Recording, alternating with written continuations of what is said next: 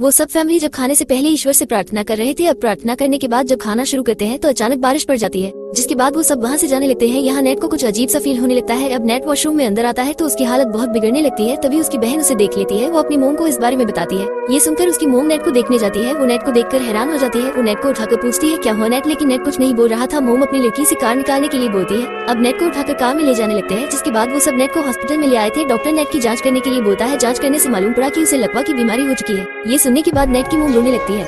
अब वो न तो चल सकता है, न बैठ सकता है और न ही अपने आप बिस्तर पर करवट ले सकता है। इस हादसे के बाद परिवार में सारी खुशियां ही छिन चुकी थी। उसका परिवार ही नेट की देखभाल करता है। नेट की माँ ने उसे गीगी नाम का एक छोटा सेवादार बंदर लाने का फैसला किया। नेट को वो बंदर देखते ही पसंद आ गया, जिसके बाद नेट उस बंदर को अपने घर ले आता है। अब वो बंदर नेट के पास ही रहता है। अभी गिगी ने नेट को जाना नहीं कि उसे उसकी जरूरत है। नेट को नहलाने के लिए भी झूले की आवश्यकता पड़ती है। अब नेट अपने हाथ में पिन लेता है और गिरा देता है। वो गिगी से उसे उठाने के लिए बोलता है, लेकिन गिगी नेट की कुछ बात नहीं समझ रहा था। नेट गिगी को अपने सामने ही रखता है ताकि गिगी उसकी परेशानी जान सके। क्या गिगी नेट की सेवा कर पाएगी?